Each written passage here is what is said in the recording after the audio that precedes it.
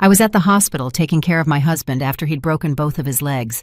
While he was sleeping, the head nurse secretly slipped a folded piece of paper into my hand. "Stop coming. Check last night's security camera, 3 in the morning." Mercy Hospital, right in the heart of Chicago, was unnervingly quiet. The whole white building felt like a giant beast, fast asleep. Only the faint green lights in the hallway and the cold, flickering glow of the exit sign cast a chilling light on the walls. The smell of antiseptic bandages and old bed linens mingled with that lingering scent of sickness. It was the kind of hospital smell that, if you breathed it in for too long, made your head heavy and your lungs tight. I sat hunched on a folding chair next to the hospital bed. My back was half propped against the wall and half suspended in midair. My spine ached as if someone were twisting it by hand, a dull throb that made me tremble. But I didn't dare move too much. The slightest creak from the chair would make the man on the bed frown and groan. That man was my husband, Terrence Van Cleve. He lay perfectly still, both legs encased in thick white casts and suspended in a traction frame, a tangled mess of ropes and pulleys. He looked like a specimen fate had put on display. Terrence let out a soft moan, his voice weak and broken. Beads of sweat dotted his forehead, and his eyebrows were knitted together in a single dark line. I shot up instantly, my own legs so numb they felt like they didn't belong to me. I poured a glass of warm water, stuck a straw in it, and held it to his lips, whispering, "Terrence, drink some water. It'll help with the dryness. Just sip slowly." He struggled to open his eyes. The same eyes that once melted my heart with their kindness were now bloodshot, looking at me with a mixture of guilt and weakness. "Maya, this is too hard on you," he rasped.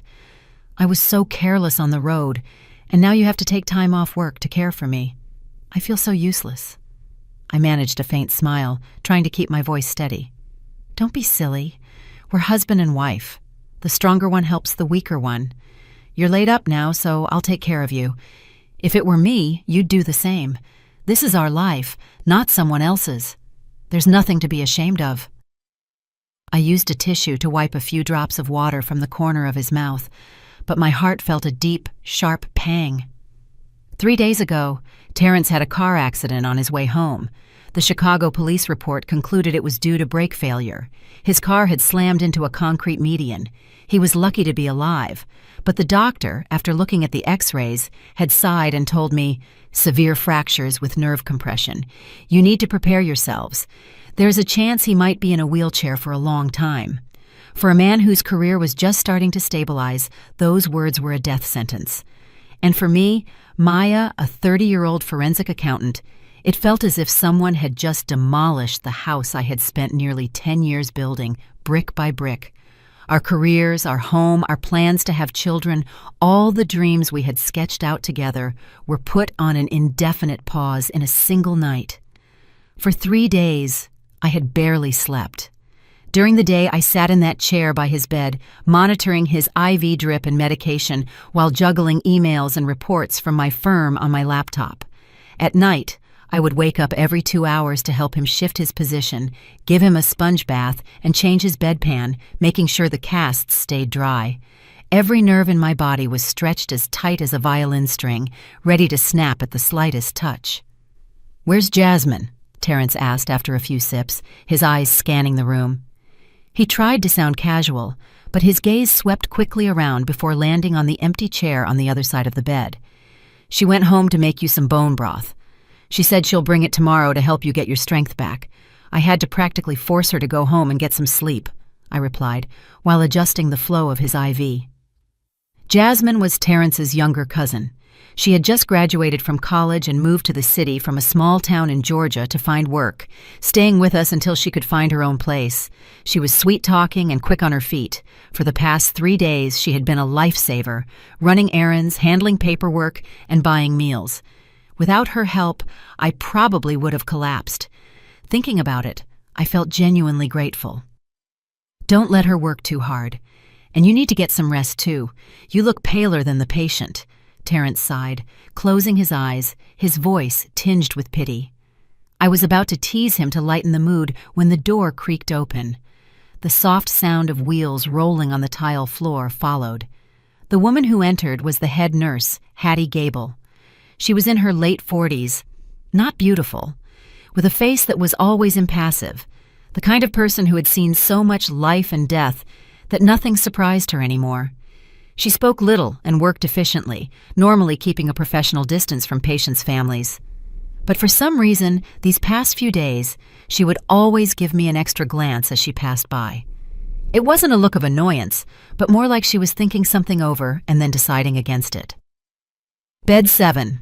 Time for your medication," Nurse Gable said, pushing her cart toward Terrence's bed, her voice low so as not to disturb the other patient in the room. I quickly stood up and moved aside. "Thank you, Nurse Gable. You work so hard." She didn't reply. She put on her gloves and gently lifted the blanket to check his casts and the urinary catheter. Her movements were skilled, but her eyes were as sharp as a scalpel, darting from Terrence's face down to his legs before settling on the IV bag. "Ma'am, could you go to the nurse's station and grab 2 more bags of saline for me? This one is almost empty and I'm out of singles on my cart." She turned to me unexpectedly, her tone leaving no room for argument. I was a little taken aback. Tasks like this were usually handled by nursing assistants, but her serious expression kept me from asking questions. I nodded and turned to walk out the door. Just as I passed her, I felt something small and cool pressed into my hand. A small folded piece of paper was slipped into my palm with incredible speed. The sharp, cold sensation startled me like being pricked by a needle. I almost cried out, but when I looked up, Nurse Gable had her back to me, pretending to adjust Terrence's pillow. With her other hand hidden behind her back, she made a swift gesture, bringing her index finger to her lips in a clear signal for silence. My heart seized. The instincts of someone who spends her days working with numbers and spotting irregularities told me immediately that something was wrong. I didn't turn back or stop. My hand clenched around the piece of paper as I walked straight out into the hallway.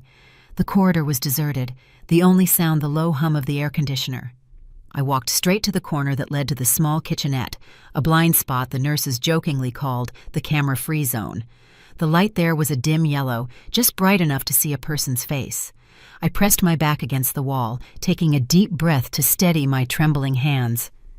The paper was crumpled and damp with my sweat. I slowly unfolded it, my mind still hoping it was just a prescription note or some minor instruction. But the scribbled words that appeared under the dim light sent a chill down my spine. "Stop coming! Check last night's security camera. He's faking sleep." Just those few words, written in a hurried scrawl with smeared ink. But to me, it felt like someone had just dumped a bucket of ice water over my head. My scalp tingled and my palms went cold. The words "faking sleep" danced before my eyes. Stop coming. Who was faking sleep? Terrence? Check last night's camera. What happened last night? Imagine being in that situation. Your husband, the man you love, has been in an accident and might be disabled, and you've dropped everything to care for him. Then, in the middle of the night, a woman as famously stoic as Hattie Gable secretly hands you a note like that. Anyone who says they wouldn't be terrified must be made of stone. My head spun. The past 3 days flashed before my eyes like a fast-forwarded tape. Terrence was always complaining of pain, especially whenever I got close to his casted legs. He wouldn't let me look at the injuries, saying, "It's gruesome, Maya. Don't look." His phone, which he never used to lock, was now tucked tightly under his pillow every night. The moment a text came in, he would quickly silence it. And Jasmine, it seemed that every time she entered the room, he would moan more, appearing weaker. But when it was just the 2 of us, I sometimes felt he was in less pain, though he would try to hide it by closing his eyes and holding his breath. I had dismissed those details before, telling myself I was just being paranoid. But now, under the dim yellow light, with those words on that piece of paper, all those scattered grains of sand were suddenly strung together into a long, tight chain, squeezing the air from my throat. I stood frozen in the kitchenette for a few more minutes until the pain of my nails digging into my palms brought me back to reality. Don't panic. I wasn't just a wife. I was a forensic accountant. For years, my training had taught me one thing. When you find an anomaly, you find the evidence. You don't jump to conclusions. With that thought, I tore the note into tiny pieces, dropped them into the toilet, and flushed until nothing was left. Then I bent down and splashed cold water on my face. Looking up into the mirror, I saw a woman with a pale face and eyes sunken from lack of sleep. But something in her gaze had changed. The familiar softness was replaced by a very thin, cold glint. "Get it together, Maya," I whispered to myself, crying, screaming, fighting. None of that will solve anything right now. You need the truth. I turned off the faucet, grabbed 2 bags of saline from the shelf as I was told, and walked back to the room. As I entered, I forced my expression to remain calm. "Nurse Gable, I've got the saline." Nurse Gable looked up at me. In her eyes, I saw 2 things clearly: pity and determination. She took the bags, hung a new one, and checked the IV line one last time. Then she said, as if talking to herself, "He should be stable tonight. You should try to get some rest. We'll call you if anything happens." I nodded my thanks, but didn't sit down right away. I stood there for a long time, watching Terrence. He was lying still again, eyes closed, breathing evenly. To an outsider, he was just a pitiful husband suffering from broken legs with his devoted, exhausted wife standing by his side. But in my mind, after that note, Terrence's face had become strangely unfamiliar, like a masterfully painted mask. "Tonight, I'll let you sleep. Tomorrow, we'll see what's real," I thought silently, not sure if I was talking to him or to myself. That night, for the first time in 3 days, I didn't stay awake by his bedside, counting his every groan. I lay down on the folding chair, pulled the blanket up, and stared at the ceiling with my eyes wide open. A single thought repeated over and over in my head. Tomorrow, I have to see that hospital footage, no matter what. The next morning, as the first rays of sunlight pierced through the window, I got up to draw the blinds and adjust Terrence's blanket. My body felt weak, as if I had just recovered from a long fever, but my mind was strangely alert. The moment I opened my eyes, Nurse Gable's words on the note reappeared, as clear as day. Terrence was still lying quietly, his eyes closed and lips dry, occasionally wincing as if in pain.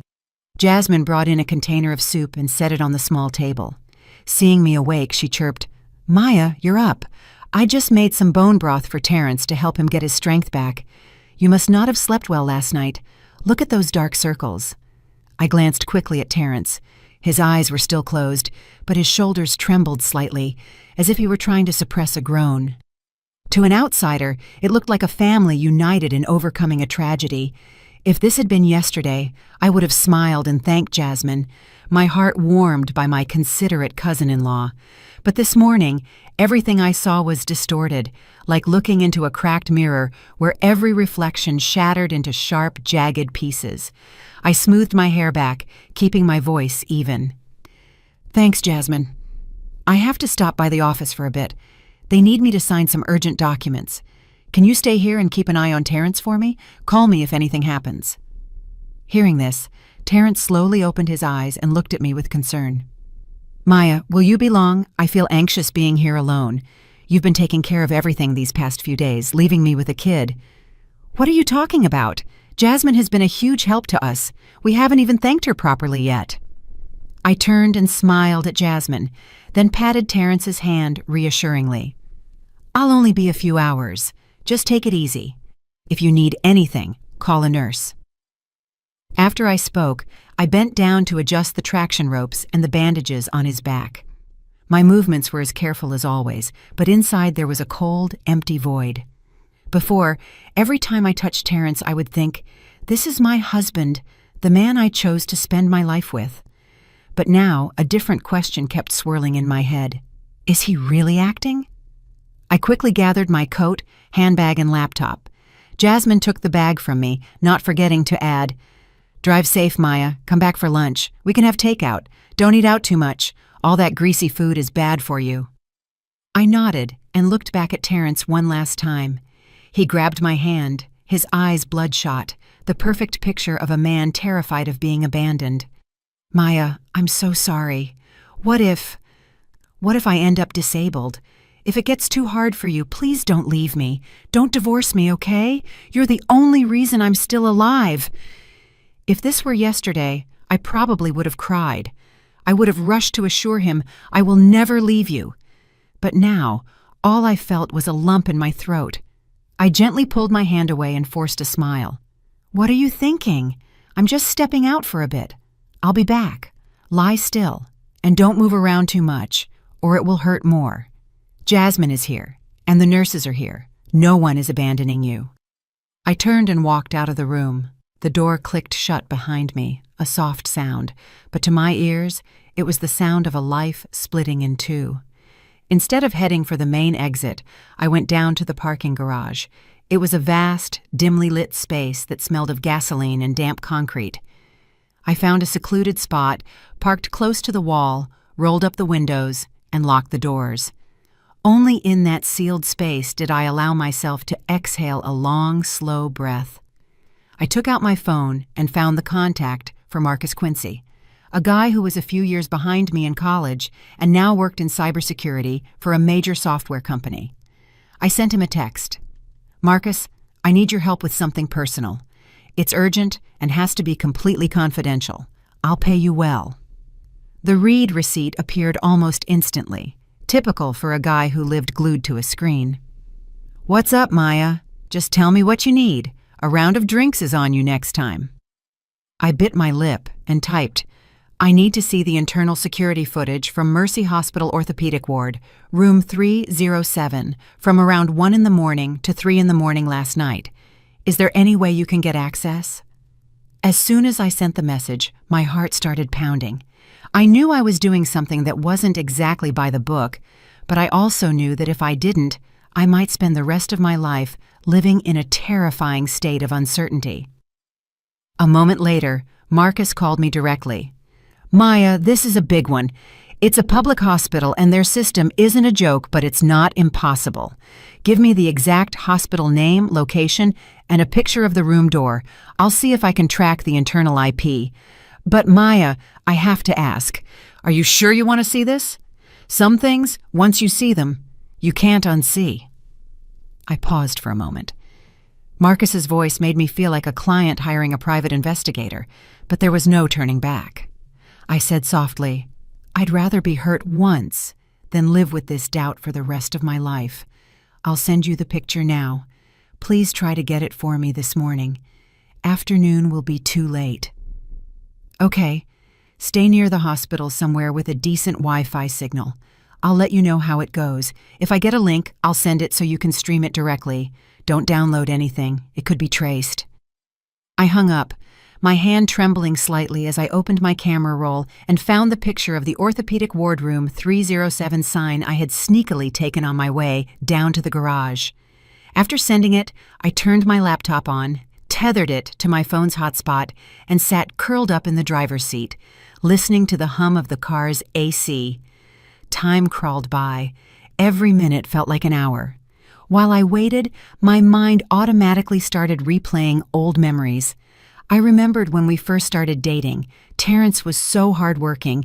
He would ride his motorcycle all the way from Oak Park to Bronzeville just to bring me a container of homemade soup because he heard I was stuck working late at my first job. Back then, I believed there were still plenty of sincere men in the world. After we got married, he started a small construction supply company. He used to boast to his friends, "My wife is a forensic accountant. She's tough. If I do anything crooked, she'll sniff it out immediately." He would laugh, ruffle my hair, and say, "Don't worry, you handle the finances. I'm just out here trying to make a name for us." Those words felt so warm back then. In recent years, his business had become less stable, and less money was coming in.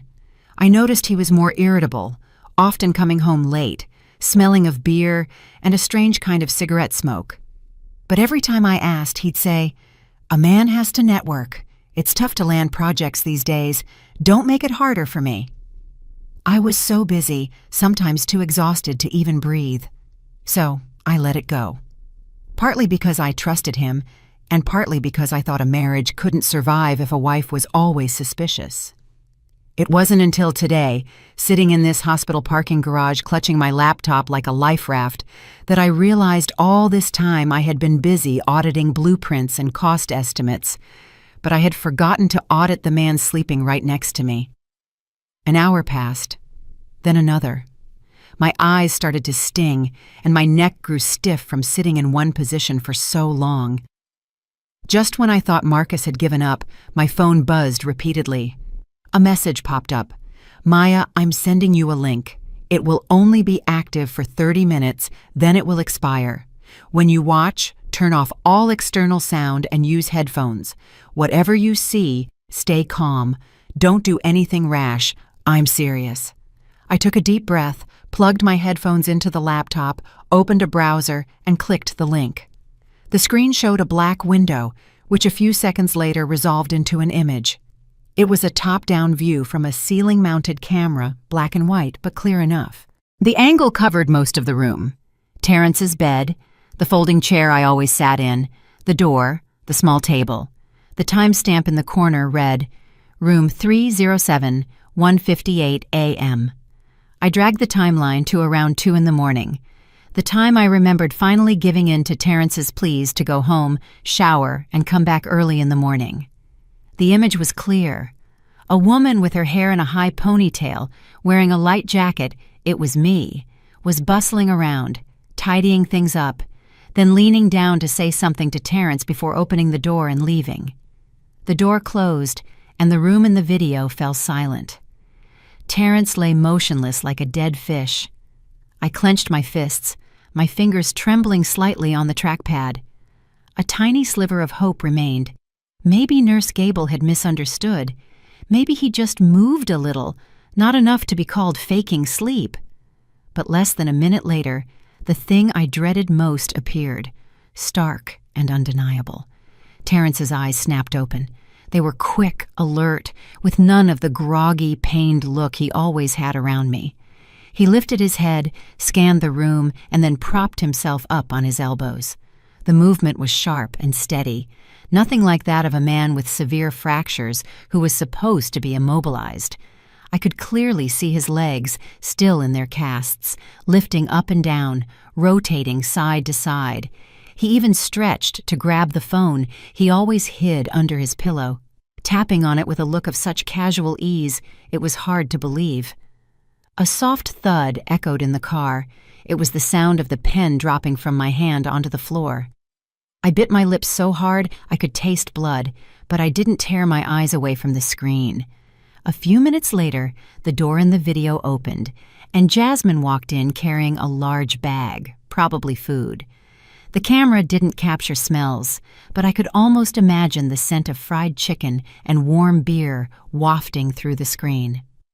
As soon as she walked in, Jasmine grinned. "Brought you the good stuff. Is Maya gone?" Terrence, no longer moaning, chuckled, his voice clear. "Yeah, she just left. God, I was starving. It's been 3 days of soup and half bowls of whatever bland stuff Maya brought. Hand it over." He snatched the bag, and inside was a box of fried chicken and a few cans of beer. His hands moved nimbly, tearing off a piece of chicken and biting into it with gusto. A stark contrast to the man who claimed he could barely swallow when I was there. Jasmine sat on the edge of the bed, leaning in to pat his leg through the cast, giggling. "Eat slowly, you'll choke. I was so worried about you, but you have to keep playing the part of the suffering patient. If Maya gets suspicious, the whole thing is ruined." Terrence, still chewing, patted her back and then gave her a light slap on the behind, seemingly oblivious to the camera. "You're a great actress, Jasmine. Without you helping me, she'd never have bought it. Looks like she's softening up. A few more days and she'll agree to sell the Bronzeville brownstone. Once that's sold, we pay off the debts and we'll still have over $1 million left. Plenty to start over somewhere else." The words Bronzeville brownstone exploded in my head. It was the 3-story house my parents had left me. The deed was in my name. When we got married, I had agreed to let Terrence live there, but I had always considered it my inheritance, my final safety net if life ever got rough. But in my husband's plan, it was just a life raft for him, a piece of bait to keep his demons at bay. Jasmine couldn't hide her excitement. "Are you sure Maya will sell? She seems gentle, but she can be stubborn." "That's why she's easy to fool," Terrence scoffed, twisting the cap off a beer and taking a long swig. "I had my doctor friend talk to her, scare her with all the worst-case scenarios. Then I'll act all hopeless, tell her I'm afraid of being a burden. Maya will always choose to sacrifice. She has a big heart for everyone but herself. You just wait. Once the house is sold, I'll give you half. We can go to Miami or San Diego, open a bar or something. We can live well. No need to stay here and look at her face all day." I saw Jasmine lean her head on his shoulder, her voice dropping. "What about the loan sharks? I heard you owe them a lot." "Yeah, well, a debt is a debt. Once we have the money, we can pay it off." He shrugged. "I owe them about $200,000. The interest is piling up, but that house will solve everything. Don't you worry. The important thing is that Maya has to sign the papers." Jasmine was quiet for a few seconds, then asked hesitantly, "So, when will you divorce her?" I saw Terrence frown, slightly annoyed at the question, but he quickly forced a reassuring smile. "After everything is settled. If I divorce her now, she'll get suspicious and it'll ruin everything. Don't worry, it's over between us. I mean, what woman could stand a disabled, debt-ridden husband? She'll leave me eventually. Then I'll be the one who was abandoned, the victim. I'll have the money, and I'll have you. Smart, right?" I couldn't listen anymore. My headphones were still on, but my lips were salty from biting them. I pulled the headphones off, and the sound of my own breathing filled the silent car like it belonged to someone else. Outside in the parking garage, a few people in white coats walked by silently, their soft-soled shoes making almost no sound. No one knew that inside a small car right under the hospital, a wife had just witnessed her husband's entire betrayal. I didn't cry. My eyes were strangely dry, as if my tears were too scared of this truth to show themselves. The first thing I felt wasn't grief, but humiliation. Humiliated for being so underestimated. Humiliated for priding myself on being sharp, on being able to account for every dollar in a multi-million-dollar project, only to let the man I shared my bed with turn me into such an easy mark. I thought of the Bronzeville brownstone, of the afternoons my dad would sit on the front steps in his old t-shirt, sipping iced tea, watching me come home from school, his eyes always smiling. I thought of my mom, how every Thanksgiving she'd make a huge pot roast, telling me to always cherish the house. "If anything ever happens to us," she'd say, "this house is your anchor. It's your roots." Those roots, in Terrence's eyes, were just collateral for loan sharks. I suddenly burst out laughing, a dry, hollow sound that echoed in the car like a stranger's voice. Anyone passing by would have thought I was having a breakdown, but that laugh was like flipping a switch. In an instant, my mind shifted from panic to ice-cold clarity. I opened my phone and texted Marcus, "Save that clip for me, from the moment I left the room until Jasmine came in and they talked. Get as much of their conversation as you can. I'll save a copy myself, thank you. I owe you big time for this." Marcus replied immediately, "I've already downloaded it, trimmed it, and I'm sending it to you through a secure channel. Keep it safe. Don't let anyone touch it. Do you need me to call someone?" I stared at the words, my lips pressed into a thin line. "No, I'm okay. This is my mess. I'll handle it. Please don't tell anyone. Act like this never happened." After sending the text, I sat up straight and looked at myself in the rearview mirror. It reflected a woman with disheveled hair and sunken eyes, but her gaze was no longer trembling. In that moment, I understood with perfect clarity, from this second on, the gentle, patient Maya of the past was dead. What was left was Maya the accountant, the woman of numbers, of balance sheets, of cold, hard audits. The only difference was that this time, the project I needed to audit wasn't a building, but a marriage. I sat in the car for a long time after turning off the video. Not because I was still scared, but because I was methodically organizing everything in my head. The images I had just seen no longer terrified me. They were just data, clear, irrefutable evidence. And when things became data, I knew how to handle them. I wiped my face, adjusted my coat, and started the car. Instead of going back to the hospital room as I had promised Terrence, I turned the car out of the hospital gates and drove straight home. The familiar streets suddenly felt alien. The tree-lined avenues, the coffee shop where Terrence and I used to sit, the bakery I frequented to buy his favorite pastries, they all receded in the rearview mirror like scenes from an old movie. I was fast-forwarding through to skip the painful parts. When I got home, the house was silent, devoid of human warmth. Jasmine's shoes were still scattered by the door. Terrence's jacket hung on the rack, and the scent of his cologne lingered in the air. I stood in the middle of the living room for a moment before slowly locking the door. The soft click of the deadbolt sounded in my heart like a boundary being sealed. The first thing I did was open the safe in our bedroom. Inside were the deed to the Bronzeville brownstone, my personal savings bonds, and a few important documents my parents had left me. I took everything out and put it into a large tote bag. Then I opened my laptop and logged into my personal bank account. The password was one Terrence used to know. I changed everything: passwords to my bank accounts, my email, my investment portfolios, one by one, slowly, methodically, with a coldness that surprised even myself. While I was doing this, my phone rang. Terrence's name flashed on the screen. I stared at it for a few seconds before answering, forcing my voice to sound soft. "I just got home to grab some more things for you. I'll be back soon." "Maya, you've been gone so long. I was worried." Terrence's voice came through, weak and pathetic, just like always. "Jasmine said you hadn't come back yet." I gave a small laugh. "The house was a mess, so I'm tidying up a bit. You just lie still and don't move around. Endure the pain a little longer. I'll be back soon." "Okay, try to come back early. I feel so empty here without you," he sighed. After hanging up, I allowed myself a small, bitter smirk.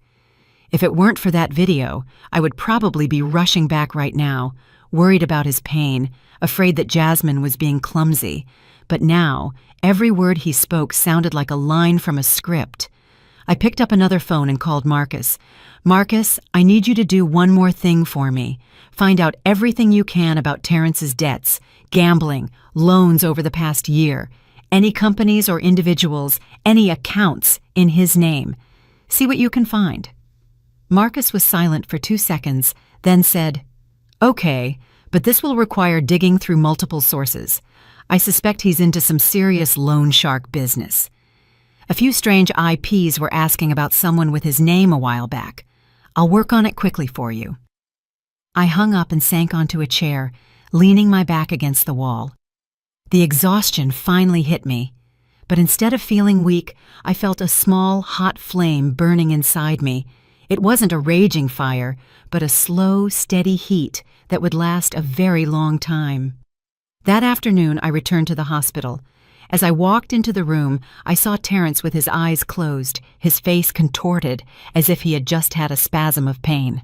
Jasmine, standing beside him, greeted me. "You're back. I just gave Terrence his pain medication, so he's feeling a little better now." "Okay, let me check on him," I said, walking over and placing my hand on his forehead. It was warm, but no fever. Terrence opened his eyes and squeezed my hand tightly. "You're back, Maya. I'm in so much pain. I don't know how much longer I can take this." I looked at that face, and for the first time in my life, I felt no sympathy. I found it almost comical. "Try to hang in there. This afternoon, I have to meet with a lawyer about your accident insurance. They need some additional paperwork," I said as casually as I could. Terrence flinched slightly, but covered it up quickly. "A lawyer? Why does it have to be so complicated?" "It's a major insurance company. There's a lot of red tape," I replied curtly. Jasmine, standing nearby, flinched when she heard the word insurance. I noticed it clearly, even though she tried to hide it with a smile. Just then, Andre Van Cleve, Terrence's younger brother, walked in. Andre was 3 years younger than Terrence, a delivery driver by trade, a quiet, honest man. Seeing his brother laid up, Andre was clearly distraught, carrying a large bag of fruit. "Maya, how's Terrence doing? Mom told me he was in a lot of pain." "He's a little more stable now. The doctor said we still need to monitor him," I answered. Andre looked at Terrence, his eyes turning red. "Hang in there, bro. We're all worried about you." Terrence nodded, his voice choked with emotion. "I know." Watching them, I suddenly felt sorry for Andre. He had no idea he was sympathizing with a man putting on a performance, a play staged out of greed. For a moment, my heart softened, but then I remembered Terrence's alert eyes in the video, his hand slapping Jasmine's behind, his words, "Once the house is sold, it's all over." And just like that, any softness in me recoiled like a snail into its shell. In the evening, Nurse Gable came by to check on the room. When she saw me, her gaze lingered a little longer than usual. I knew she was wondering if I had seen it. I waited until Terrence had drifted off from the medication and quietly stepped out into the hallway. Nurse Gable was writing on a chart. I stood beside her and lowered my voice. "I saw it." The pen in her hand paused for a beat. She looked up, meeting my eyes directly, her voice low. "So, what are you going to do?" I glanced back toward the room where Terrence was lying, then looked back at her. "I can't say right now, but I need you to help me keep this a secret, at least for now." Nurse Gable nodded without asking any more questions. I knew she was the type of person who only said what was necessary. Her silence at that moment was more valuable to me than 1,000 words of advice.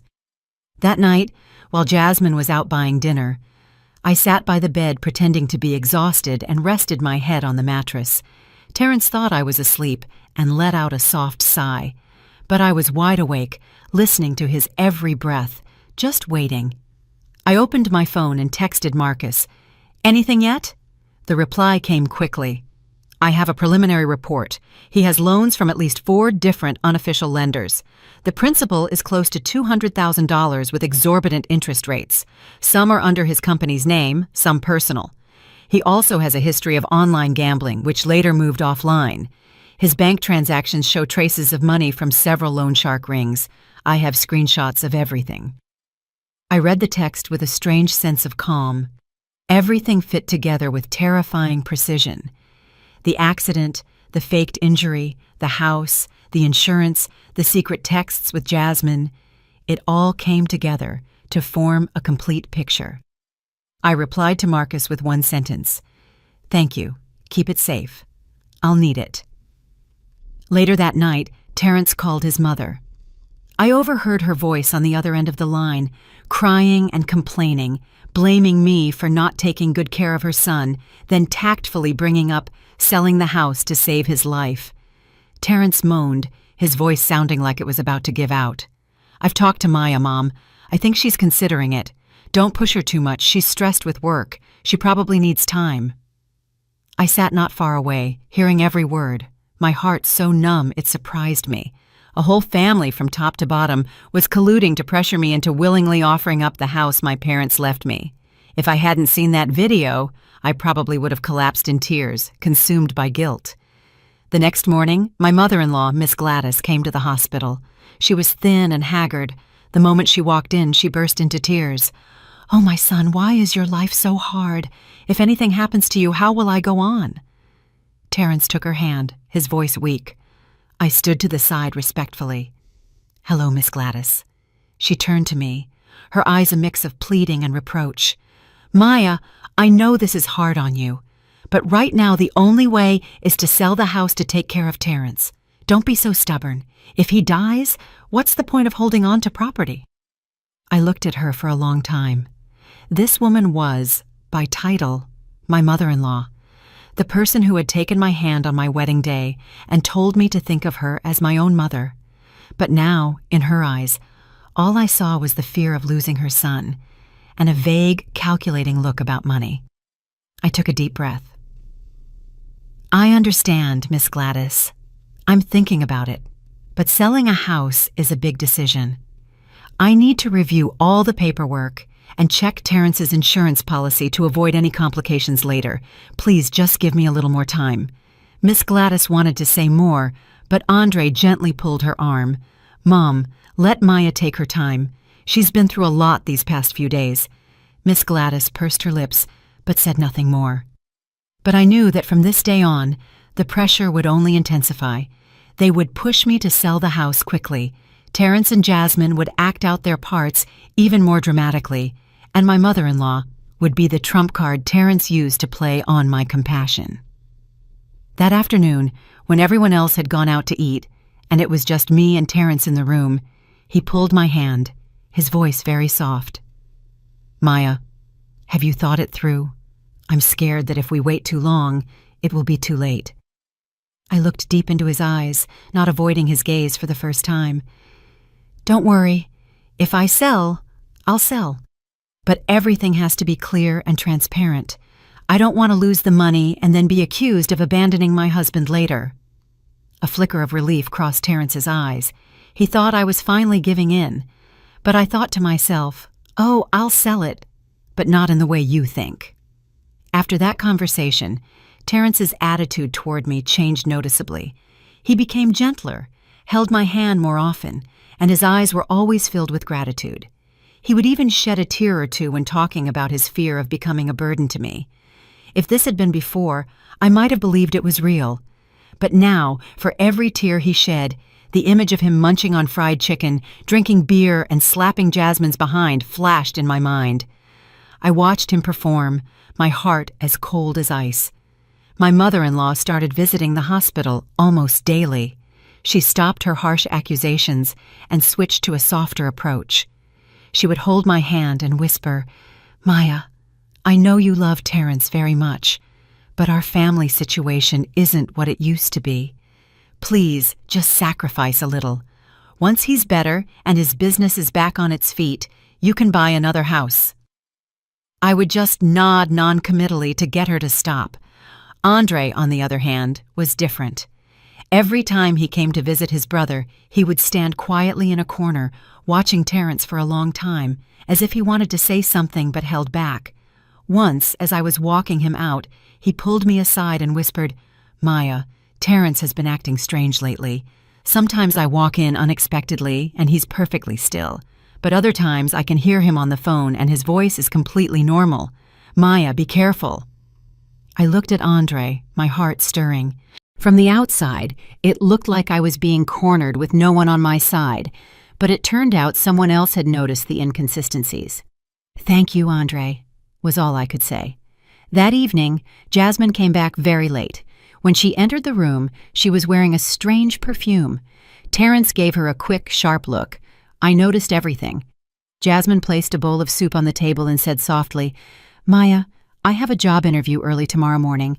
I probably won't be able to come in and help with Terrence as much for the next few days. I hope you understand. I nodded. Of course, you're young. You have to think about your future. I'm here and the nurses are here. Jasmine kept her head down, avoiding my eyes. She flinched when Terrence's hand subtly squeezed hers for a brief second before letting go. My eyes turned cold. I knew she was scared. Scared I would notice. Scared everything would be exposed. And when people get scared, they make mistakes. That night, when the room was quiet, I secretly checked the messages from Marcus. He had compiled a complete file on all of Terrence's debts, including transfers he had made to accounts linked to gambling. There was even a recording Marcus had bought from someone in the Loan Shark group. Terrence's voice was frantic, promising to get the money by any means necessary within 2 weeks. Listening to it, I closed my eyes. So, that was it. The deadline they were pushing me to sell the house for was actually to save Terrence's own skin from his lenders. I knew I couldn't tip my hand. The moment Terrence knew I had the full story, he might do something desperate. I had to continue playing the part of the devoted wife, willing to sacrifice everything for her husband. The next morning, I proactively told my mother-in-law, I've thought a lot about it. If selling the house can save Terrence, I'll sell it. But I need to work with the bank and a real estate agent to make sure everything is done properly so we get a good price. I don't want to sell it at a loss. Miss Gladys's face lit up. That's wonderful, dear. Thank you. If Terrence knew, he would be so happy. She turned to the bed, holding Terrence's hand and sobbing. Son, your wife has agreed to sell the house. You have to live. I won't let you die. Hearing this, Terrence seemed to gain a new burst of energy, his eyes welling up with tears. Maya, you're my savior. Even if I die, I'll never forget what you've done for me. I smiled and bowed my head. Don't say that. I'm doing this for our family. But in my heart, a cold voice echoed. Yes, for our family, but not the family you're scheming for. That afternoon, I left the hospital early, using the excuse that I had to go home to find some documents. On the way, I went straight to a law office tucked away in a quiet alley. Attorney Sterling was a lawyer I had worked with on a construction contract dispute. He was a few years older than me, calm and discreet.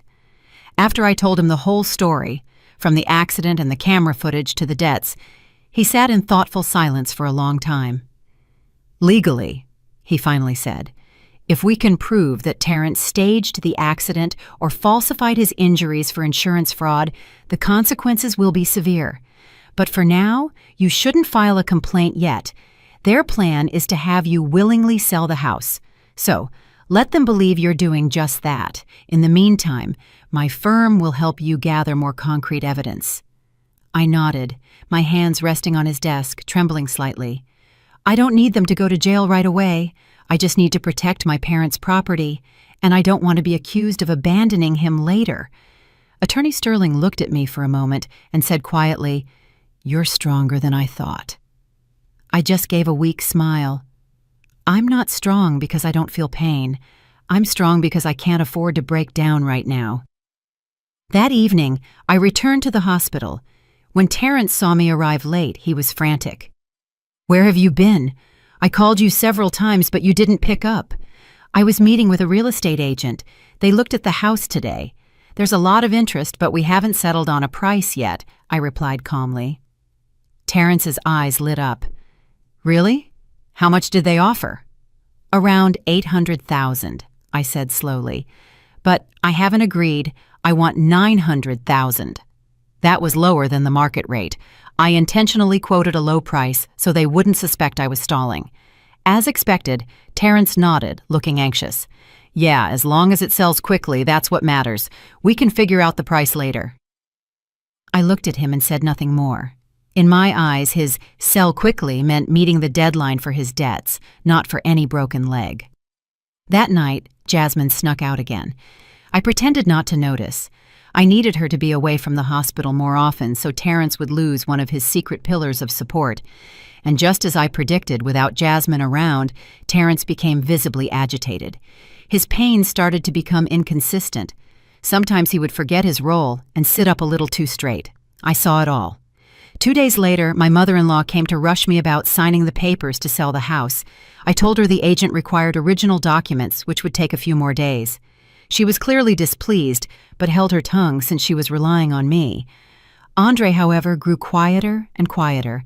Once, while helping me carry things to my car, he suddenly asked, Maya, if Terrence did something wrong, would you forgive him? I looked straight into his eyes. What do you think? Andre looked down, his voice choked. I just hope if he's done something wrong, he stops in time. His words made my heart sink for a moment, but then I understood. Some mistakes can't be fixed just by stopping. When you've wagered with money, honor, and even lives, there's no turning back. That night, after Terrence fell asleep from his medication, I went out to the hallway and stood by the window, looking down at the dimly lit parking lot. My phone buzzed. A text from Marcus. The lenders are getting impatient. One of them said, if he doesn't pay on time, they're coming to the hospital to talk. You need to be careful. I think something is going to happen within the week. I gripped my phone tightly. My time was running out. This play. I had to bring the curtain down before those people made their entrance with violence. I went back into the room and looked at Terrence lying peacefully on the bed, his face as innocent as a saint's. I pulled up a chair and sat down, whispering just loud enough for myself to hear. You're a great actor, Terrence, but your leading lady is about to exit the stage." The next morning, I deliberately took the day off work to stay at the hospital, not to care for Terrence, but to wait for the right moment. I felt like someone standing in a dark room, hand on the light switch, just waiting for the perfect instant to flip it and expose everything. Terrence was thrilled to see me staying all day. He acted even more intensely than usual. Whenever someone came in, he would groan in pain and hold my hand, his voice as thin as a thread. "Maya, don't leave me. Please, you're all I have left." Miss Gladys sat beside him, wiping her tears. Andre leaned against the door, watching the scene with a look of deep suspicion. As for me, I just silently played my part as the devoted wife so convincingly that sometimes even I was unnerved by my own endurance. Around noon, Jasmine returned to the hospital. The moment she walked in, her eyes darted around nervously. When she saw me sitting there, she froze for a second. I smiled at her, a perfectly calm smile. "How was the interview?" "Oh, they said they'll call me back for a second round," she stammered. Terrence shot her a look, his eyes betraying a hint of impatience. I understood they were missing their private conversations. I decided to let them feel that void for a little longer. In the afternoon, I called Attorney Sterling. "Attorney Sterling, I've done everything according to the plan. The lenders are starting to make moves. I think they'll show up tonight or tomorrow." His voice was grave. "I've already contacted the police. When you give the signal, they'll come in. Remember to stay calm. Don't let them provoke you." I glanced through the glass into the hospital room where Terrence was giving his mother a weak smile. I replied softly, "I'm calmer than I've ever been." I hung up and put the phone in my bag. The fear was gone. All that was left was a clear sense that it was time to end this. Around 7 in the evening, as visiting hours were winding down and my mother-in-law was preparing to leave, Terrence suddenly grabbed my hand tightly. "Maya, what's the update on selling the house?" I looked straight into his eyes. "Tomorrow afternoon they've scheduled an appointment for me at the title company to put down a deposit. If all goes well, we can sign over the deed in 3 days." Terrence's eyes lit up, and Miss Gladys was overjoyed. "That's great news, dear. Now I can rest easy." Andre stood silently for a moment, then asked quietly, "Maya, are you sure there won't be any problems?" I nodded. "Don't worry, Andre." Around 8, just after the evening nurse had left and the room had quieted down, the door was suddenly shoved open. 3 strange men walked in. They didn't look like family visitors. Their eyes were cold, their shoulders squared with an air of intimidation. The room's atmosphere instantly tensed. The man in the lead scanned the room and then looked directly at Terrence. "Terrence, we're here to visit." Terrence's face paled for a second before he started moaning loudly. Who are you? What are you doing here? I'm seriously injured. My wife is about to sell the house to pay you back." Miss Gladys stood up in alarm.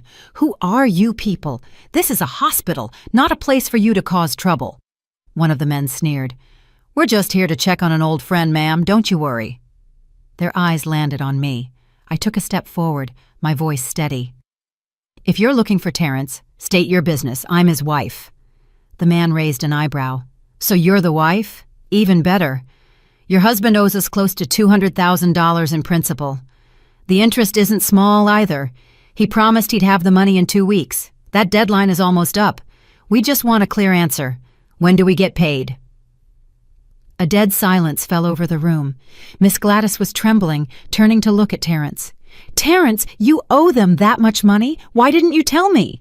Terrence stammered, sweat pouring down his face. I just borrowed a little for the business. Maya, tell them we're about to have the money." I looked at Terrence, my voice chillingly calm. "Don't worry, there will be money, but it won't be from selling my house." The entire room froze. The 3 men stared at me, their eyes narrowing. What's that supposed to mean?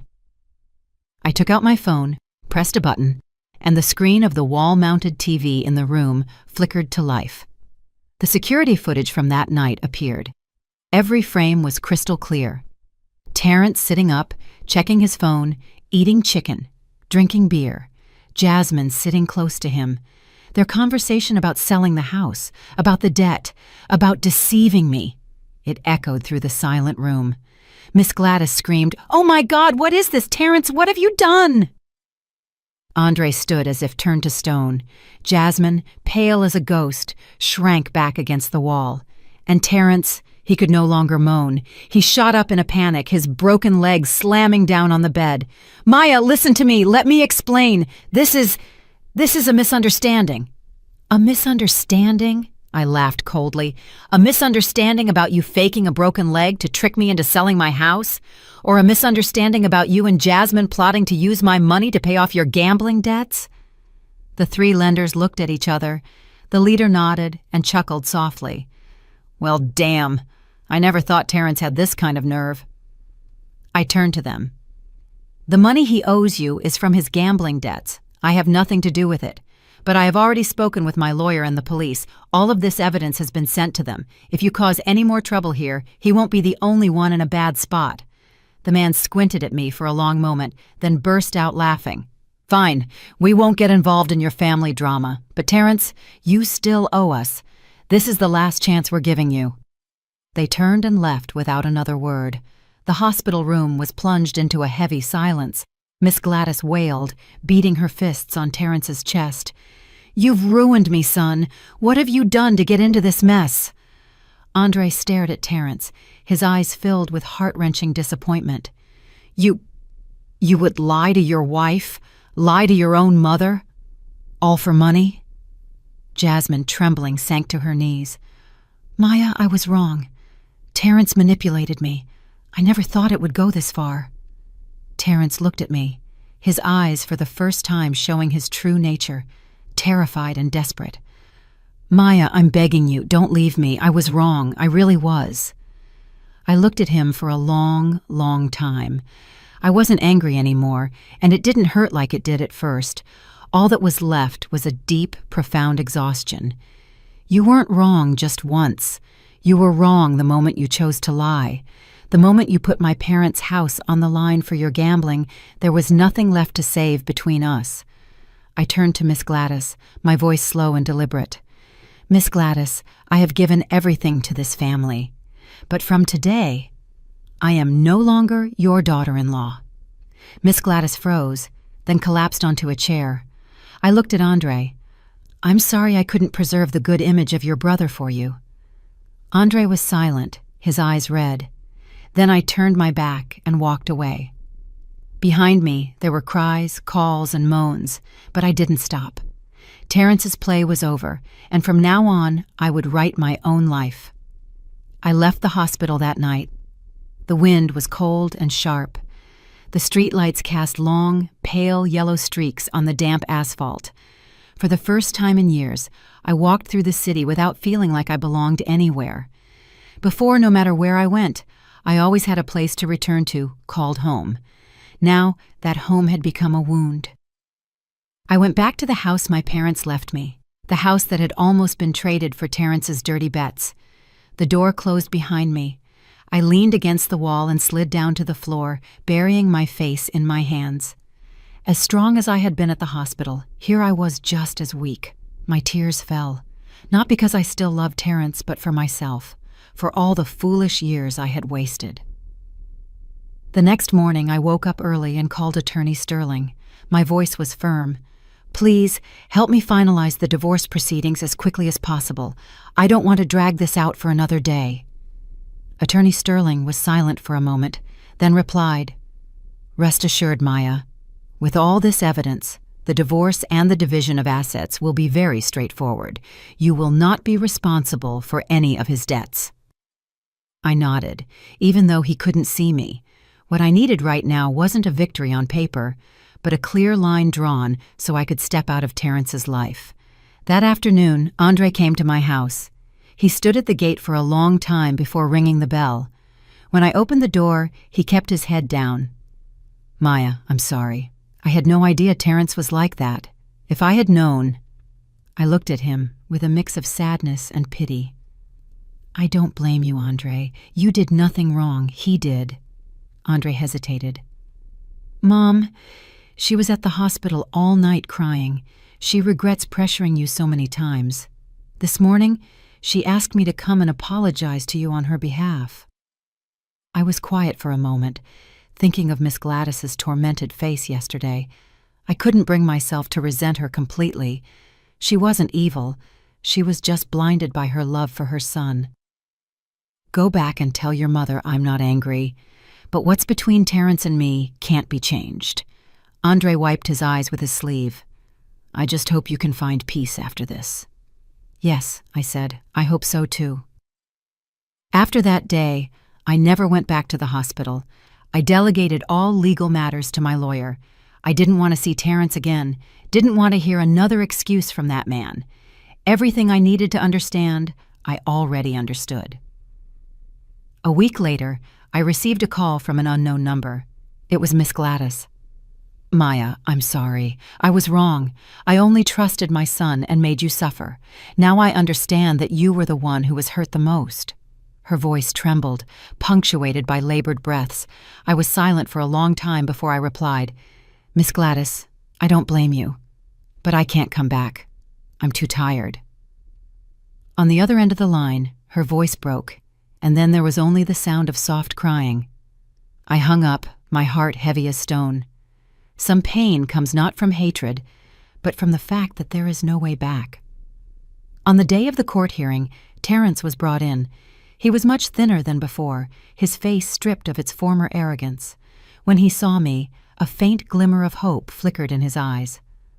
"Maya, I know I was wrong. Please tell the judge to give me a chance." I didn't look at him. I looked straight at the judge and read my statement in a calm voice. Every word was like a clean cut, severing what little was left between me and Terrence. The divorce was granted quickly. We were officially no longer husband and wife. I was not responsible for any of his debts. The house was still mine. The rest of Terrence's life no longer had anything to do with me. Stepping out of the courthouse, I took a deep breath. The sky that day was incredibly blue, so blue that I found myself smiling. It turned out the sky had always been there. It was just that for all those years, I had forgotten to look up. A month later, I moved. Not because I was afraid of the memories, but because I wanted to start over in a new place. I requested a transfer to a new branch at my firm. The busy work kept me from dwelling on the past. One afternoon after work, I ran into Jasmine in front of a supermarket. She was much thinner, her face bare of its usual makeup. Seeing me, she froze as if she'd been turned to stone. "Maya?" I nodded, not entirely surprised. "I'm sorry," she whispered. "I don't expect you to forgive me. I just wanted to say I was truly wrong." I looked at her, my heart free of hatred. What I had been through had pushed me beyond the limits of blame.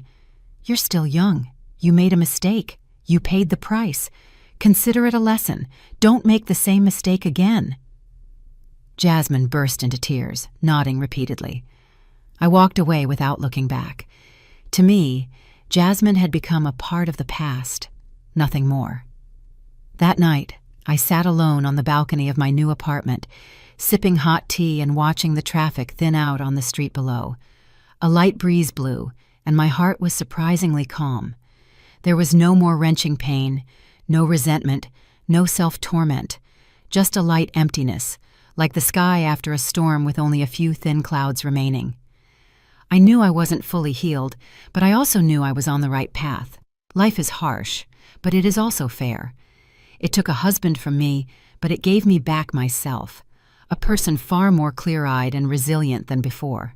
After the chance encounter with Jasmine, I thought my heart was calm enough to be undisturbed by any ripples from the past, but life rarely lets a person off that easily. One Monday morning, as I arrived at the office, the receptionist told me someone was there to see me, a relative of my ex-husband. I paused, a faint, uneasy feeling flickering through me. Standing in front of my office door was my former mother-in-law. She was much thinner than the last time I'd seen her. Her hair was almost completely white. Her back was stooped, and the lines around her tired eyes had deepened. Seeing me, she looked like she wanted to say something but couldn't. After a long moment, she finally spoke. "Maya, can I talk to you for a minute?" I was silent for a few seconds, then nodded. I no longer resented her, but I also didn't feel close enough to call her mom anymore. We sat at a small cafe near my office. She clutched a faded cloth bag in her hands, her voice trembling. "Terrence? He's about to be transferred to another facility for further investigation into his debts. They said his sentence might be extended." I stared at the old wooden table, saying nothing. "These past few days, he's been begging to see you. He says he just needs to talk to you one more time before he's moved.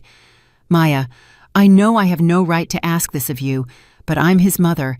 I can't bear it." She bowed her head very low. I heard in her voice not the coercion of before, but the bitter helplessness of a mother watching her son fall without being able to catch him. "The doctor said he's suffering from exhaustion, and his mental state is unstable. I'm just afraid he might do something desperate." Hearing that, my heart tightened. No matter how much Terrence had hurt me, I didn't want him to choose that path. After a long silence, I finally said slowly, "I will go see him once, but only once." Miss Gladys's eyes lit up as if she had just been saved. She clasped her hands in front of her chest. "Thank you, Maya. I am truly grateful."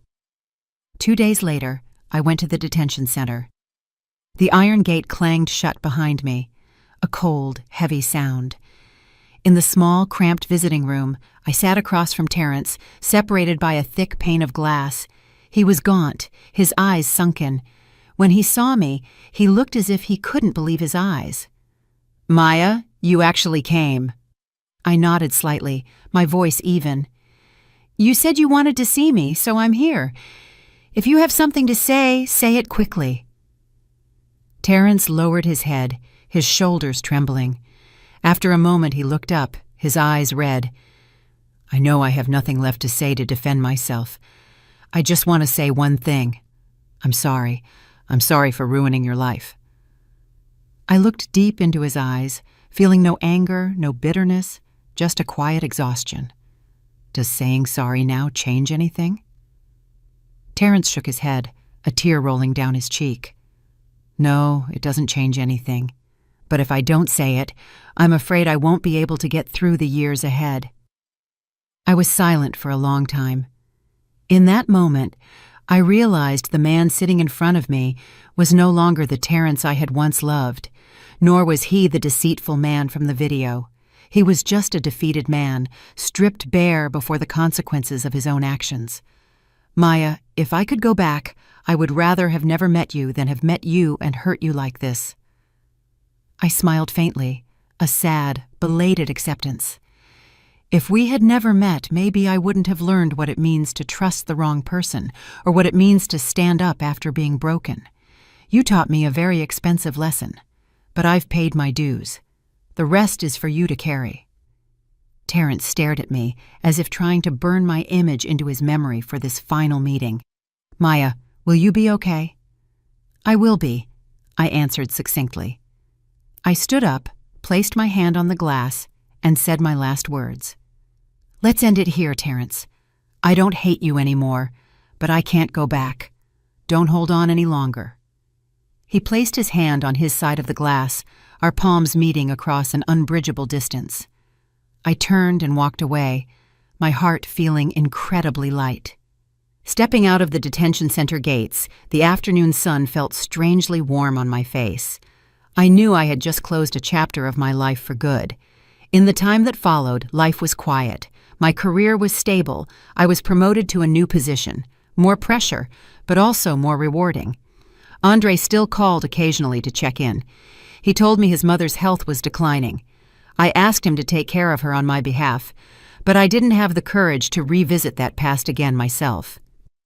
One evening, I received a text from an unknown number. "Maya, it's Jasmine. I just signed a job contract in another state. Before I leave, I just wanted to say thank you for not pushing me to the brink." I looked at the message for a long time, then replied simply, "Live an honest life, Jasmine. That's enough." I put my phone down, feeling a sense of peace. Everyone has to walk the path they choose. I was no longer responsible for carrying anyone else's burden. That night, I stood at the window of my apartment, watching the city lights come on. The lights from thousands of small windows reflected against the dark sky like man-made stars. I suddenly realized that no matter how dark life gets, there is always light, as long as you're willing to open your eyes and see it. I had once lived in the shadow of someone else's mistakes, but from now on, I would live in the light of my own choices. After seeing Terrence in the detention center, it felt like a heavy door in my heart had finally closed. The sleepless nights grew fewer, and the dull ache in my chest lessened. I started getting used to the new rhythm of life as a single woman, free, but also solitary. Work during the day, home at night, occasional coffee with colleagues on weekends. Life passed without drama or tragedy, but also without the rose-tinted illusions of the past. One rainy afternoon, just as I was leaving work, Andre called. His voice was choked with emotion. "Maya, Mom, she's very weak. The doctor says it's only a matter of days. She keeps asking for you. Could you come for a little while?" I held the phone for a long time without answering. The rain was coming down hard outside, each drop hitting the office window with a sharp tap. I had told myself so many times that I wouldn't go back, but standing on the line between reason and humanity, I was still the one with a soft heart. "Send me the address. I'll be there." The old hospital still had that familiar smell of antiseptic. When I walked into the room, my former mother-in-law lay motionless on the bed, her face gaunt, her eyes sunken, her breath as faint as a fragile thread. Andre sat by her bed, holding her hand. He jumped up when he saw me. "Maya." I nodded and walked closer. Miss Gladys struggled to open her eyes. When she saw me, a faint light flickered in her gaze. "Maya, you came." I leaned down and took her frail hand. The same hand that had so often pointed at me in accusation now felt like just cold, trembling bones. "Yes, I'm here." Tears welled in her eyes and streamed down her temples. I wronged you so much, Maya. My whole life I only saw my son. I didn't see his true nature, and I let you suffer." I squeezed her hand gently, my voice slow. "It's in the past. I don't blame you anymore." She began to cry audibly, her chest heaving weakly. "I don't expect you to forgive me. I just hope if there's a next life, that I don't get to be your mother-in-law, so that I can be a stranger and treat you with the kindness you deserve." Those words felt like a gentle knife slicing through my heart. I bowed my head, my own tears falling onto her dry, wrinkled hand. "In this life, our debt to each other is paid. You can rest now." She nodded faintly, her breathing slowing until the line on the heart monitor stretched into a long, flat tone. Andre broke down in sobs. But I just stood there silently, my heart empty. It wasn't the pain of losing my own parents, just a deep, weary sadness, like closing the final chapter of a relationship that had reached its absolute end. The funeral was simple. I was there for the whole thing, fulfilling my final duty as a daughter-in-law. Relatives looked at me with a mixture of curiosity, pity, and unease. I didn't care. I was just doing what my conscience told me was right.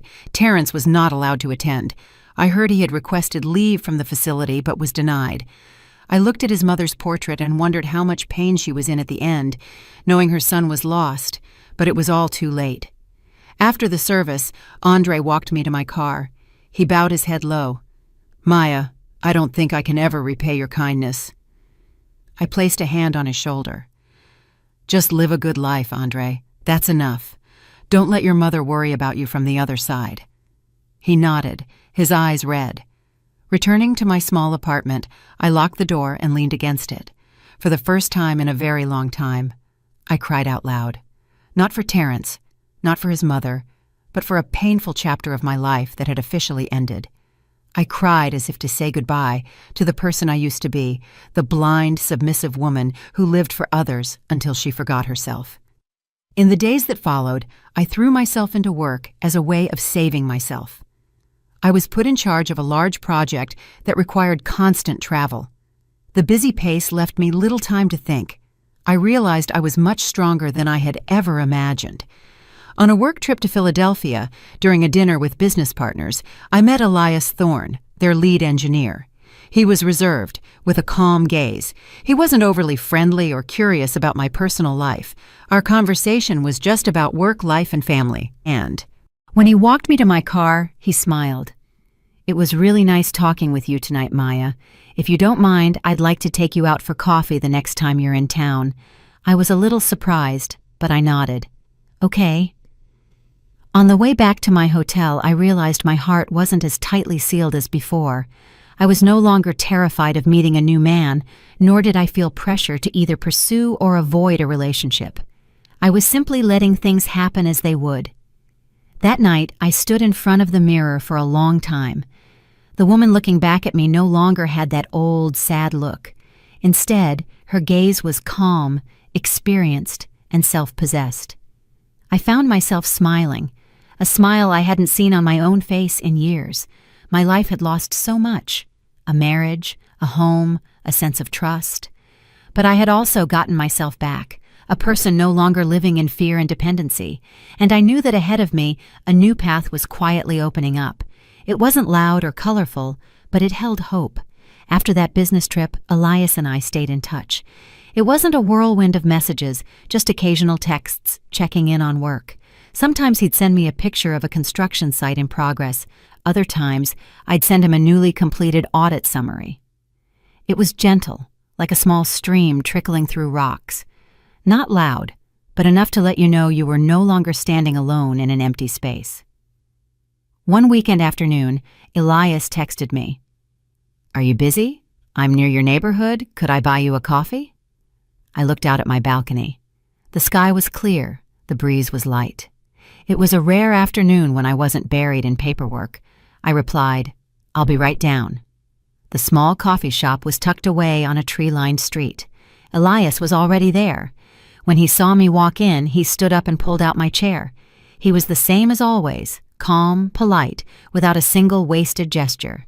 We talked about work at first, then gradually drifted to other lighter topics. Elias asked very gently, "Have you been living alone for long?"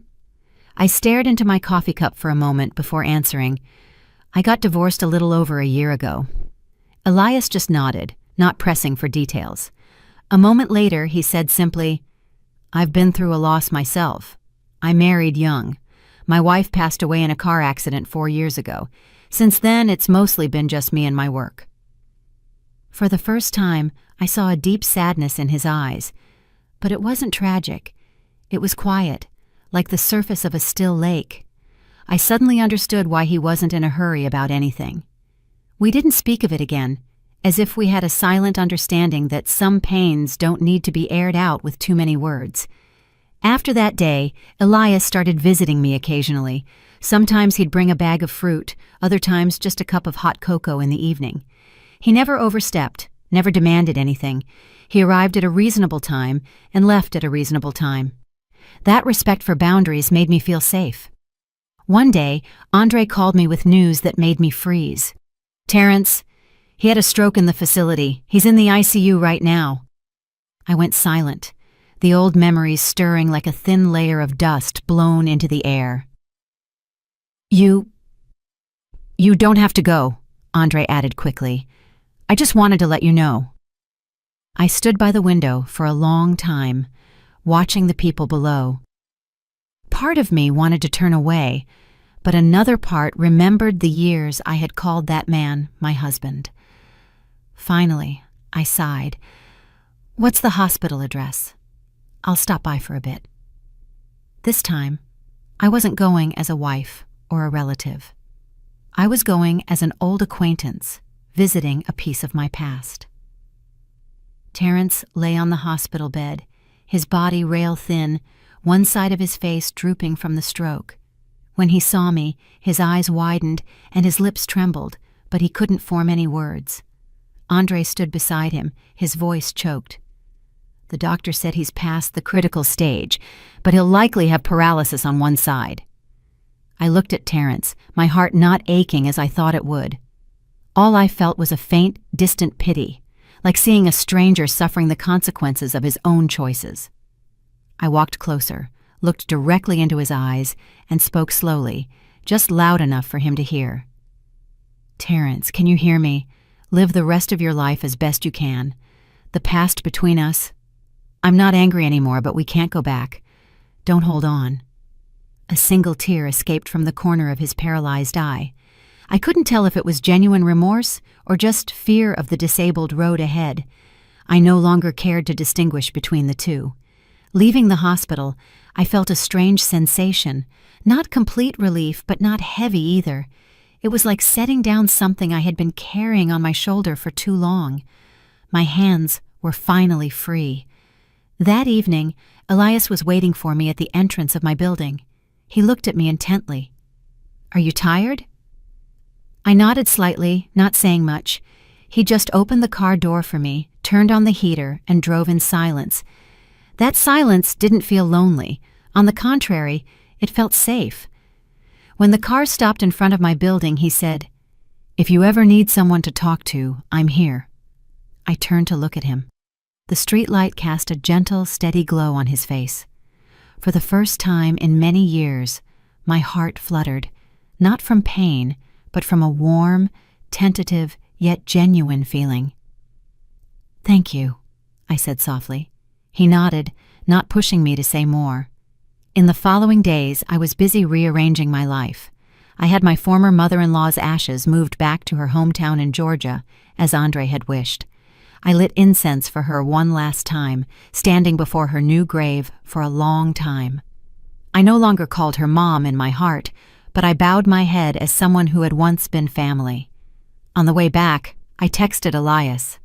"I'm doing better now." He replied instantly, "That's good to hear. When you're free, let me take you to dinner." I looked at the message and smiled, a very different smile, no longer timid. I knew I was strong enough to take another step forward, not to forget the past, but to keep the past from holding me back. After Elias's dinner invitation, I didn't reply right away, not because I was hesitant, but because I wanted to ask myself one clear question. What am I still afraid of?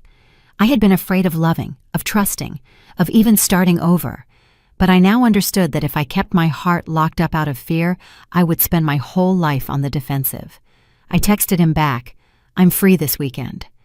Elias replied with a single word, "Okay." But that one word was enough to make my heart feel warm. That weekend, we met at a small restaurant by the river. It wasn't fancy, just a few wooden tables under strings of yellow lights with a cool breeze blowing in from the water. Elias arrived early, as always. He stood up when he saw me, his eyes not hiding his pleasure. "Was the traffic bad?" I shook my head. "No, the ride was quick." We ordered simple dishes and talked. Not about work, not about the past, just about everyday things. The food from his hometown, a childhood memory of mine, whether we preferred coffee or tea in the morning. I suddenly realized it had been a very long time since I'd been able to talk to a man without feeling tense or guarded. After dinner, Elias took me for a walk along the riverbank. The wind blew through my hair. He walked beside me, keeping a comfortable distance. After a while, he spoke slowly. "Maya, I know you've been through a lot. I don't want to pressure you, but I want to be clear. I care for you as a man, for a woman." My heart skipped a beat, but I kept my voice steady. "Thank you for being direct. And I want to be honest, too. I'm not ready to jump into a new relationship so quickly." Elias nodded, not a hint of disappointment in his eyes. "I don't need an answer right now. I just want you to know that I'm here and I can be patient." I looked at him, a strange feeling rising inside me. It wasn't an explosion of emotion, but a rare kind of peace, the peace that comes from being respected. That night at home, I sat by the window for a long time. I thought about Terrence, about my old marriage, about the past hurts. It was strange. Once my heart was calm enough, I could think of his name without a sharp pang of pain. He was just a part of a life that was over, a chapter that wasn't beautiful, but had to exist to lead me to where I was today. A few days later, Andre called again. This time his voice was more tired. "Maya, Terrence is getting weaker. He has almost no movement on one side. The doctors say any recovery will be very limited." I listened silently. "I'm just calling to let you know," he said. "I don't dare ask you to come anymore." I looked out at the light rain falling outside and said slowly, "Thanks for letting me know. If you need any help that's within my means, just ask." Andre's voice choked up. "You're still so good to our family. We owe you so much." After the call, I let out a soft sigh. I no longer held any resentment for that family. All the debts, rights, and wrongs and losses had been paid in full over the past few years. I had kept only one thing for myself, the refusal to let my heart become bitter. Another evening, Elias took me to see a plot of land on the outskirts of the city where his company was planning a new project. I went along just to offer my professional opinion for the bid, but during that trip I saw more of who he was. Elias was serious about his work, spoke respectfully to his partners, and was never boastful or hot-tempered. When I asked for his expert opinion, he listened carefully, never interrupting or imposing his own views. On the way back, as the car moved slowly down a tree-lined road, Elias suddenly asked, "Maya, if you were ready one day, would you give me a chance?" I turned to look at him. His eyes were not pushy or demanding, just filled with a patient, dignified hope. I didn't answer right away. "I need time," I said, "and maybe a little courage. I can't promise anything, but I won't close myself off anymore." Elias smiled. "That's enough for me." In the days that followed, Elias and I saw each other more often, but we still maintained a comfortable distance. I began to realize that I was changing too. I was no longer afraid when I thought of the word future. I no longer assumed that happiness was a fragile thing destined to break. I was learning to live slowly, to appreciate the small moments, and most importantly, I was learning to trust again, cautiously, but not with a closed heart. One afternoon, I went to visit my parents' graves. Standing before the two simple headstones, I lit incense and bowed my head for a long time. I whispered as if to myself, "Mom, Dad, I made it through. I'm not that weak little girl anymore." The wind blew softly through the grass. I felt as if somewhere my parents were smiling. That evening, Elias picked me up from my hometown. I felt a strange warmth in my heart. Between a woman like me who was so familiar with betrayal and a man like him who had known great loss, we weren't rushing into anything. We were walking side by side, slowly, carefully, but sincerely. I knew the road ahead was still long, and I couldn't predict the future. But 10 years from now, if I were to look back on this period of my life, I believe I wouldn't regret giving myself a chance to live differently. Time passed slowly, like a quiet river. Elias and I didn't call each other boyfriend and girlfriend, nor did we rush to define our relationship. We were simply present in each other's lives, just enough not to lose one another, and just enough not to feel suffocated. I found a new kind of peace, not because I had someone by my side, but because I myself was no longer trembling at the thought of change. One early winter morning, Andre called. This time, his voice was different, heavy. "Maya, Terrence, he didn't make it." I stood silently by the window, my hand gripping the phone. Outside, yellow leaves were falling in the wind. I knew this day would come sooner or later. But hearing the news still made my heart skip a beat. "When did it happen?" "Early this morning. The stroke got worse. There was no time." I didn't cry. I just felt a stillness inside me, like standing before a grave that had long been prepared in my mind. Will you come see him one last time?" Andre asked, his voice hesitant, not daring to push. I was silent for a few seconds, then said, "I'll come." Not as an ex-wife, but as someone who had shared a part of his life's journey. Terrence's funeral wasn't large, just his father's side of the family and a few old acquaintances. When I walked in, Andre's eyes turned red. He gripped my hand tightly, his own hand trembling. "Thank you for coming." I nodded. In the cold funeral home, Terrence lay in his casket, his face peaceful. I stood for a long time looking at him. There was no more blame, no more pity, just a vague sense of regret for a life that went down the wrong path and couldn't find its way back. His mother was gone, so there was no one to cry for him a final time. Andre handled everything. Watching him dressed in mourning clothes, I felt a surge of compassion. Life had taken so much from him in just a few short years. His mother, his brother, the family he once had. As I lit a stick of incense before Terrence's casket, I whispered in my heart, "From now on, all debts between us are settled." The smoke rose and dissipated into the air. I turned and walked away, my steps no longer heavy. Outside, Elias was waiting for me. He didn't ask questions, just handed me a tissue when he saw my eyes were red. His silent presence was a comfort. "Are you okay?" he asked softly. "I'm okay," I replied. "It's just closing one more door." He nodded, saying nothing more, and simply walked beside me all the way home. After Terrence's funeral, everything truly came to a close. Andre moved back to his hometown to look after the family graves. He texted me, "I guess it's time for me to live my own life now, Maya." I read his message with a mix of sadness and relief. Sometime later, Elias took me to meet his mother. She was a gentlewoman with silver-streaked hair who spoke slowly. I was nervous like a young girl, even though my heart had been broken once before. She looked at me carefully and then smiled. "You must be Maya. Elias talks about you a lot." I bowed my head respectfully. During dinner, no one asked too much about my past.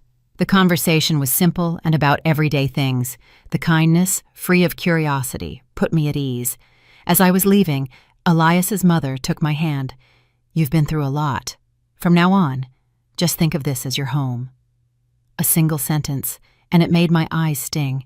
It had been so long since anyone had spoken to me with such simple, unconditional kindness. On the way home, Elias asked, "Did you feel pressured?" I shook my head. "No, you and your mother made me feel very safe."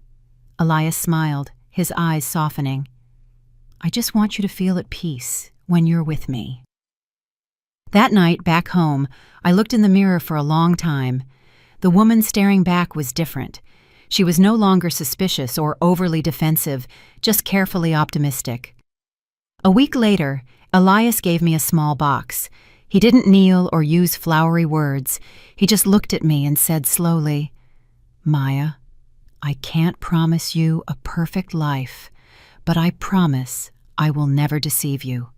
I will never abandon you, and I will be with you when you need me. If you are ever ready to take another step, I want to be the one to take it with you." Inside the box was a simple ring, a delicate silver band. I held it in my hand, feeling a strange sense of steady, quiet trust. I didn't answer right away. I gently closed the box and looked at Elias. "Give me a little more time, not because I don't trust you, but because I want to be completely ready when I step forward." Elias nodded, not at all disappointed. "I can wait." I left with the small box in my purse. That night, I couldn't sleep. I thought about the path I had traveled, from a wife waiting by a hospital bed to a woman standing before a new chance at happiness. That path was filled with wreckage. But because of it, I knew I was no longer the naive girl I once was. I didn't know what the future held. But this time, I wasn't walking into it blindly. I was walking with clarity, with healed scars, and with just enough hope. I kept that small box in my drawer for days, never opening it, but never returning it to Elias either. It wasn't because I doubted my feelings for him, but because a deep-seated fear remained. The fear of misplacing my trust again, of watching happiness crumble into dust. One evening, I made up my mind. I texted Elias, "I'm free tomorrow. If you have time, let's meet." He replied almost instantly, "Okay, I'll pick you up." We didn't go to a restaurant or a coffee shop. Elias drove me to the countryside, to a small dirt road that ran alongside a freshly harvested field. The late afternoon sky was clear, the air was cool, and the scent of dry straw hung in the air. He stopped the car. "I thought you might like it here." I got out, and a sense of calm washed over me. We walked slowly along the path. After a while, I spoke. "Elias, have you ever regretted waiting for someone for so long?" He thought for a moment, then shook his head. "Sometimes when I was lonely, I wondered. But then I thought, if you rush into holding the wrong hand just to avoid being alone, the price is even higher. I'd rather wait for the right thing than rush into the wrong one." His words touched the softest part of my heart. I stopped and looked at him directly. "I don't want to enter a relationship because I'm afraid of being lonely. I only want to enter one when I truly feel safe." He nodded, his gaze steady. "I know, and I respect that." I took a deep breath, my hand unconsciously touching the purse where I had brought the small box. After a long moment, I took it out and placed it in his hand. "Elias, I can't say yes right now, but I want to thank you for coming into my life with such kindness. I don't want to make you wait indefinitely." Elias opened the box, looked at the ring, and then looked at me. He wasn't sad or disappointed. He just smiled gently. "I still want to wait if you'll let me. Not with this ring, but with my presence in your life." At that moment, I realized I was no longer afraid of the word wait, because this time the person waiting wasn't demanding, and the person being waited for wasn't being forced. "Okay," I said softly. "Let's just keep walking together like this. No rush." Elias nodded, a rare, bright smile spreading across his face. The months that followed were a time of quiet stability. I slowly realized that a mature love wasn't a violent storm, but a quiet, steady stream. One evening, while Elias and I were at his house looking over some blueprints, his mother brought out 2 cups of hot tea. She smiled at me. "Maya, I just want you to know one thing. You are always welcome in this house, no matter who you are or where you've been." I bowed my head, my lips trembling. It was the greatest acceptance I could have asked for. That night, when I got home, I opened the drawer and took out the small box. The ring lay quietly inside. I suddenly understood that some promises don't need to be spoken aloud. They just need to be held patiently in the heart. I hadn't put on the ring yet, but for the first time, I wasn't afraid of the day I might. Spring arrived slowly that year. I stood by my apartment window, watching the city below, and realized it had been a very long time since I had felt so peaceful. The nightmares had stopped. The random stabs of pain were gone. That afternoon, Elias drove me to Andre's new town. His small repair shop was on a dusty country road. Andre was leaner, his skin tanned by the sun, but his eyes were brighter than ever. "Maya! Elias! Come on in!" He smiled, the genuine smile of a man who had put his life back together on his own terms. That night, as Elias drove me home, I opened my purse and took out the small box. My hand was steady, my heart beating slowly but clearly. "Open it," I said. He did.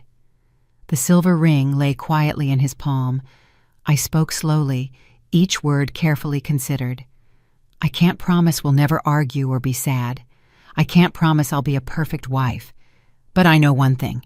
If I don't step forward today, I might spend the rest of my life standing behind my fear, and I don't want that anymore." Elias looked at me for a long time, his eyes welling up.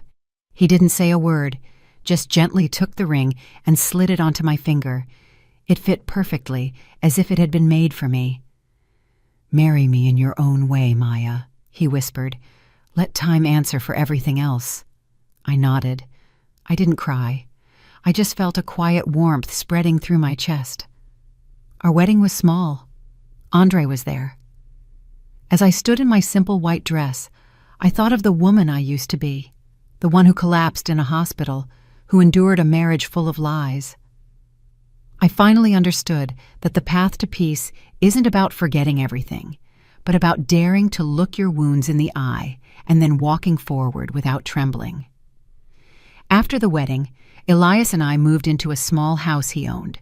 It wasn't grand, but every evening a warm yellow light shone from the windows. There was the sound of dishes clinking in the kitchen.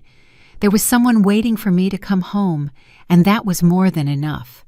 Sometimes I still dreamed of Terrence, but he passed by like a stranger. There were no more debts between us. I would wake up feeling only peace. One morning, as I was drinking tea on the porch, Elias put a hand on my shoulder. "Maya," he said softly, "I've never asked about your past, but I want to tell you one thing. I'm grateful that you were strong enough to get here." I took his hand. "And I'm grateful that you waited." We looked at each other. No more words needed. Life has losses that can never be replaced. I lost a marriage. I lost trust. I lost years of my youth to anguish. But in return, I learned to stand tall. I learned the value of kindness, of trusting the right person at the right time. If I hadn't seen that security footage, if I hadn't dared to face the truth, I might still be living in a beautiful lie today. And if I hadn't been brave enough to let go of the past, I would never have found this peaceful present. In the end, I understood something very simple. Happiness isn't about never being broken.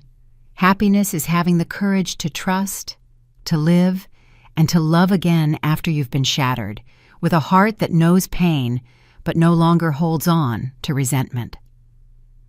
The story of Maya is a long journey of tears, betrayal, collapse, and rebirth.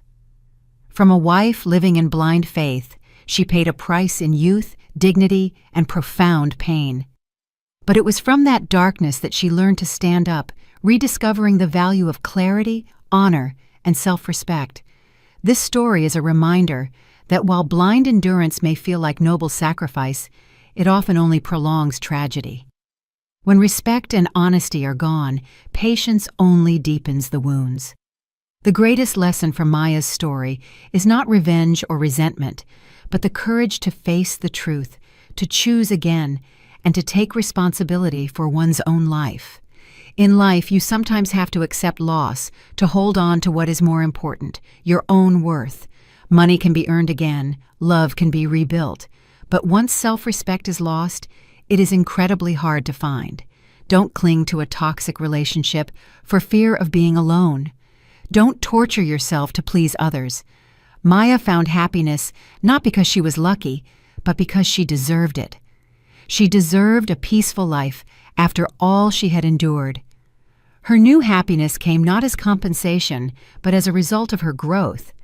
If you find yourself in a situation like Maya's, remember that you have the right to choose your own life, no matter how late it may seem. Sometimes letting go is not a loss, but the beginning of a new you.